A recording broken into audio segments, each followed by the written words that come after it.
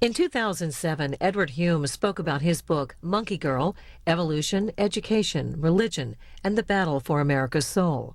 The book recounts a legal battle in Pennsylvania in which teachers and parents sued a school district for mandating the teaching of intelligent design and argued that it violated the constitutional separation of church and state.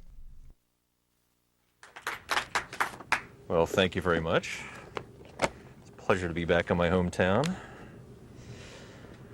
Well, on Charles Darwin's 198th birthday, it's worth noting that there is a cultural disconnect in our society that is, if you'll pardon the expression, of biblical proportions. On the one hand is the scientific community, which is nearly unanimous in its embrace of the theory of evolution as a well-tested and well-supported, evidence-rich explanation for the diversity of life on Earth, including the development of human beings. And on the other side is the majority of Americans. Nearly two-thirds doubt or reject outright this theory of evolution. So why the disconnect? That's what I try to explore in Monkey Girl. This case and others like it around the country are really the latest chapter in a long war over what we should teach our children and what we really believe about where we come from. I believe the reason for this disconnect was laid bare in the trial right here in Pennsylvania, concluded just over a year ago, perhaps the greatest legal battle over human origins since William Jennings Bryan and Clarence Darrow faced off in the 1925 Scopes monkey trial. I'm referring, of course, to the Kitzmiller versus Dover case, a cause célèbre not just here in the Keystone State where I grew up, but worldwide. It was the first and so far the only constitutional test of whether the evolution alternative known as intelligent design is an appropriate topic in high school science classes or if it's an inappropriate attempt to introduce religious ideas in public school classrooms.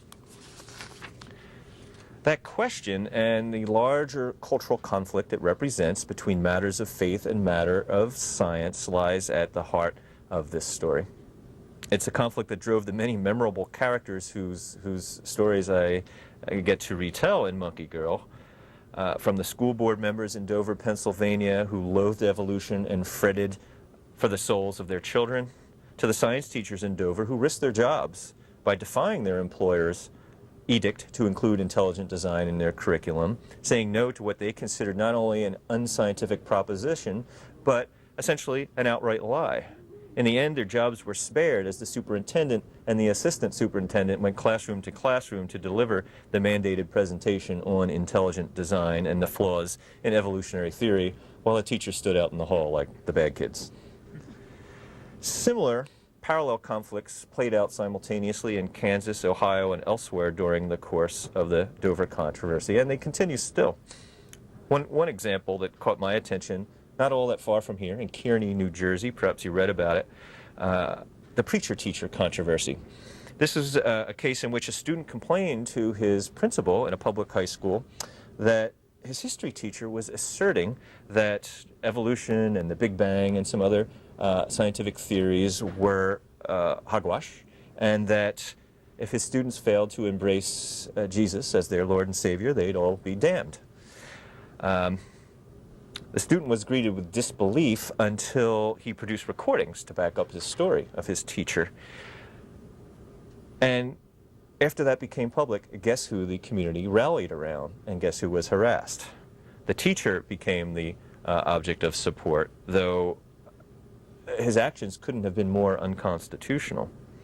Now, lately, the latest development is the teacher has been comparing scientists who warned the public about global warming to Hitler and his big lie technique of propaganda. When the school board in Kearney finally acted on this, they had a unique, if Orwellian, solution to the problem. They banned recording in the classes. Hear no evil.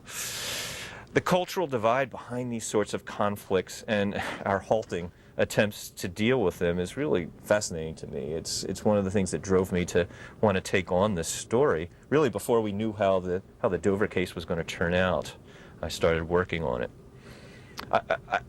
Why would a country that so loves It's state-of-the-art medical care. It's laser-driven DVD players. It's silicon wafer digital lifestyle. All the fruits of science simultaneously reject and distrust a theory that the vast majority of scientists agree is one of the most well-supported theories ever.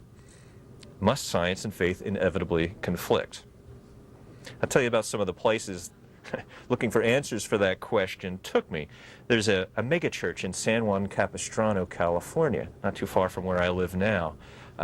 San Juan Capistrano is where the Swallows return every year. There's also an extremely large evangelical church there where the congregation I visited is adamant that the earth is 6,000 years old. The Grand Canyon was formed during the Great Flood of Noah's Ark's fame.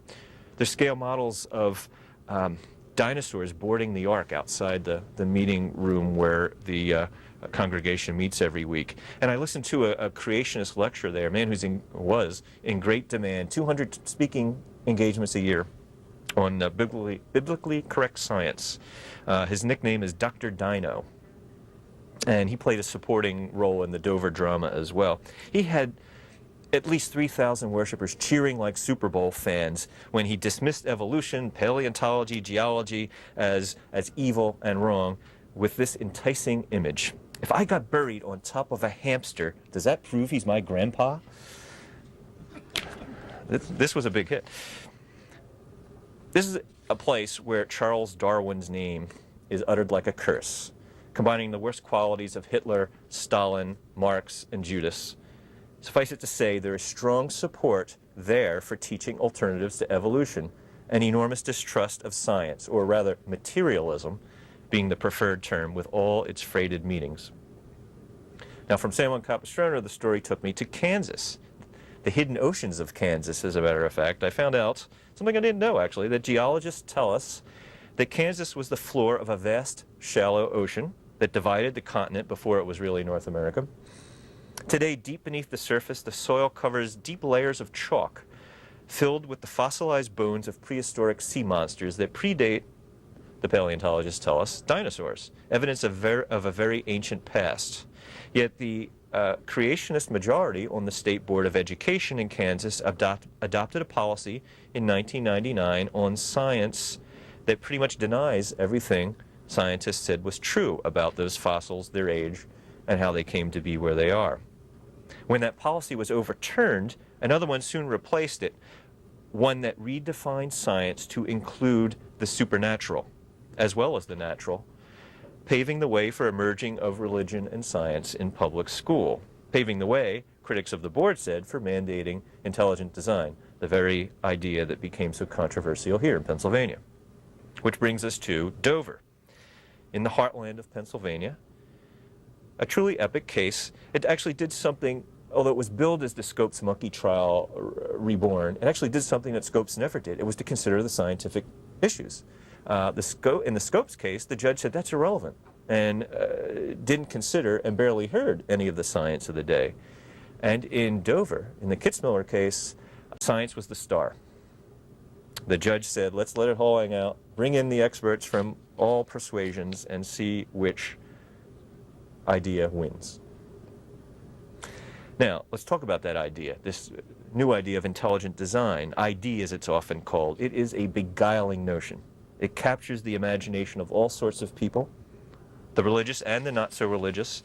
It takes the position that there are certain very complex living systems, DNA, our cells, what are sometimes called molecular machines, that labor away unseen inside all living creatures that could not, proponents of this idea say, have evolved through the gradual process of natural evolution. Either they have too many parts or they contain information like the genetic code that are the hallmarks of authorship of intelligence rather than a blind natural process, according to the ID proponents.